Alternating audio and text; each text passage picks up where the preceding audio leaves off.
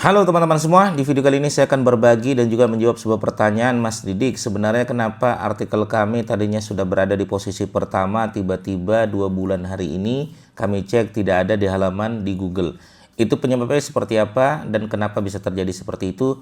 Maka teman-teman tonton aja video ini, kita akan membongkar bagaimana kerja algoritma Google bisa melihat dan bahkan bisa menghilangkan artikel yang sudah kita buat di Google. Seperti apa videonya? Tonton aja video ini sampai selesai.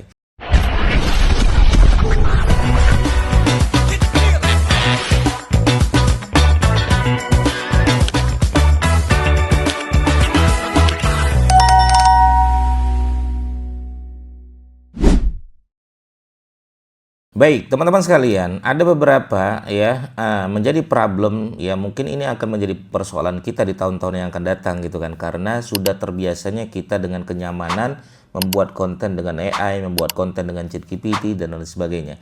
Dan ini kenapa artikel kami itu bisa hilang. Ada beberapa artikel yang muncul, artikel baru yang muncul di permukaan dengan kita ketik di kata kunci target ya muncul, tapi ada beberapa artikel yang konten kami yang tidak muncul lagi di Google. Itu kenapa bisa terjadi seperti itu. Baik teman-teman sekalian, kita akan membedah ya. Yang pertama yang wajib teman-teman periksa adalah ketika sudah teman-teman membuat sebuah konten, yang perlu teman-teman periksa dan teman-teman lakukan adalah namanya duplikat konten ya. Jadi ya, ibarat kata kalau di dalam dunia YouTube ya, itu namanya adalah konten berkualitas atau konten yang tidak boleh ngambil karya orang lain ya. Ibarat kata konten berulang, kita ngambil karya orang lain di dunia YouTube tuh tidak boleh. YouTube sama Google sama teman-teman sekalian. Nah, kalau di dunia konten artikel itu sama teman-teman. Kita juga tidak boleh ngambil karya orang lain, ngambil tulisan orang lain, comot tulisan orang lain, copy paste tulisan orang lain, itu tidak diperkenankan teman-teman sekalian. Makanya istilahnya kalau di dalam dunia SEO itu namanya duplikat konten. Maka pastikan ya, setelah teman-teman membuat sebuah konten, langsung aja cek namanya Small SEO Tools Plagiarism Checker. Saran saya teman-teman beli yang pro. Ya, kenapa ya Mas Didik beli yang pro? Karena kalau yang gratisan biasanya dia langsung meloloskan teman-teman sekalian. Duplikatnya dianggapnya 0 ya, kemudian uniknya dibikinnya 100%. Tapi kalau teman-teman beli yang pro, nanti teman-teman ya nggak harus ini ya, teman-teman bisa pakai tools-tools yang lain.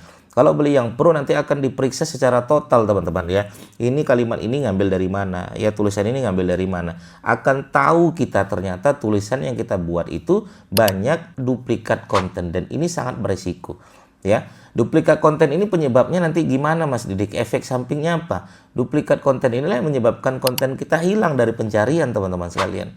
Ya, ada beberapa kasus, beberapa murid saya itu setelah diindeks dia aman, posisinya ranking 1. Tapi anehnya beberapa bulan hilang. Saya bilang, coba dicek lagi Mas duplikat kontennya. Itu ada 80% duplikat kontennya. Ngambil dari tulisan ini, ngambil dari tulisan ini. Terus dia bilang, apa yang harus kami lakukan Mas Didik? Ganti tulisan yang kena duplikat konten itu. Gitu kan. Akhirnya saking banyak ini 80% mah duplikatnya. Ganti semua berarti. Terus yang nggak boleh diganti apa? URL-nya jangan diganti. Tulisannya aja yang diganti ya teman-teman sekalian. Tulisannya diganti 100%. Akhirnya dia beli yang pro, kemudian diceknya sampai uniknya 100%. Ya, duplikatnya sampai 0%. Dia bilang ini sudah 0% Mas. Apa yang harus kami lakukan? Saya bilang coba indeks ulang. Ya, indeks ulang. Nah, ketika diindeks ulang, tunggu ya, saya bilang 2 hari 3 hari. Alhamdulillah teman-teman muncul lagi di posisi teratas gitu kan. Nah, ini yang pertama. Artinya duplikat konten adalah sebuah keharusan untuk teman-teman yang saat ini belajar SEO agar kontennya tidak hilang di mesin pencari. Makanya ketika teman-teman nanti kenapa traffic turun, kenapa traffic anjlok dan lain sebagainya, itu cek aja semua konten. Jangan-jangan banyak konten yang tidak terindeks ya akibat duplikat konten. Nah, itu ya teman-teman ya, yang pertama ya. Jadi pastikan ya duplikat konten menjadi sebuah keharusan. Itu yang pertama. Yang kedua, Google akan melihat value apa yang kita sampaikan di dalam konten yang kita bangun. Ya, maka value itu disebut dengan konten yang berkualitas.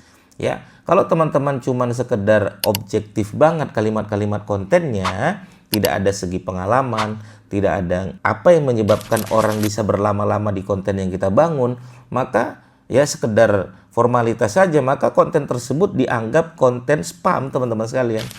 Makanya saya bilang, kalau kita tidak bisa memberikan value yang kita sampaikan di dalam sebuah tulisan, maka Google akan menganggap itu konten tidak berkualitas. Gimana sih Mas Didik cara menentukan konten yang berkualitas? Kalau orang bisa berlama-lama dari konten yang kita bangun, konten artikel yang kita bangun, itu konten berkualitas. Gimana caranya orang bisa berlama-lama ya teman-teman? Bangun value di dalam konten tersebut. Ya, tidak sekedar tulisannya mirip dengan yang lain, apalagi ya tulisan-tulisan yang murni langsung dari AI yang kita langsung tahu, ini tulisan-tulisan yang tidak ada value-nya yang kita sampaikan gitu kan. Nah, maka teman-teman sampaikan ada value apa yang teman-teman sampaikan di dalam konten, sampaikan. Karena ini berpengaruh di ranking, ya, di ranking. Yang ketiga adalah, ya, teman-teman jangan pernah menggunakan, kalau saya pribadi ya, murni semuanya dari ChatGPT atau dari AI.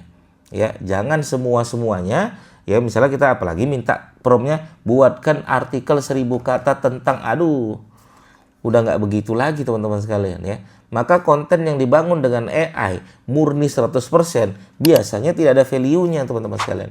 Ya, biasanya tidak ada value-nya ya. Apalagi konten ini langsung kita copy, kita paste, ya siap-siap nanti Google menganggap itu konten spam ya. Bagaimana kalau kami edit-edit lagi Mas Didik? Ya boleh-boleh saja diedit-edit lagi. Pastikan ada pengalaman di dalam konten tersebut. Tidak sekedar copy paste dari AI, upload. Copy paste dari ChatGPT, upload. Tidak serta-merta seperti itu teman-teman sekalian. Nah ini yang ketiga ya.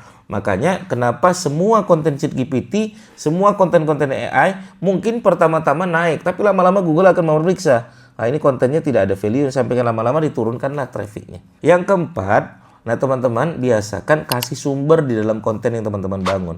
Kasih sumber yang memiliki nilai yang tinggi. Sumber nilai yang tinggi itu apa Mas Didik? Sumber yang nilai yang tinggi itu adalah salah satunya adalah value.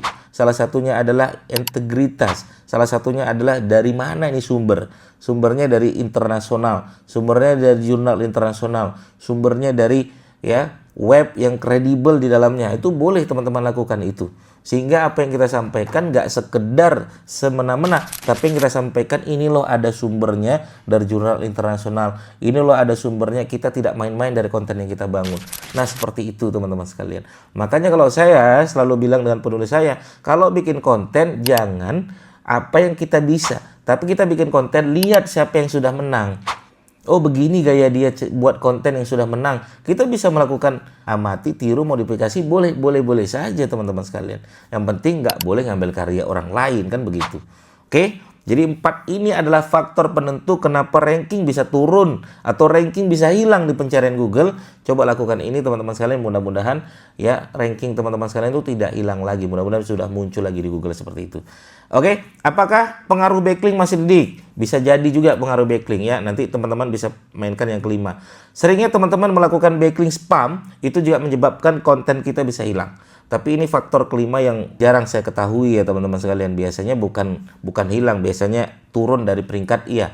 Tapi kalau hilang rata-rata dari 4 penyebab ini, gitu ya. Semoga bermanfaat teman-teman sekalian. Bagi teman-teman bertanya silakan langsung saja bertanya di kolom komentar kami. Coba praktikkan ini, mudah-mudahan konten teman-teman sekalian muncul lagi di permukaan dan trafficnya bisa naik lagi.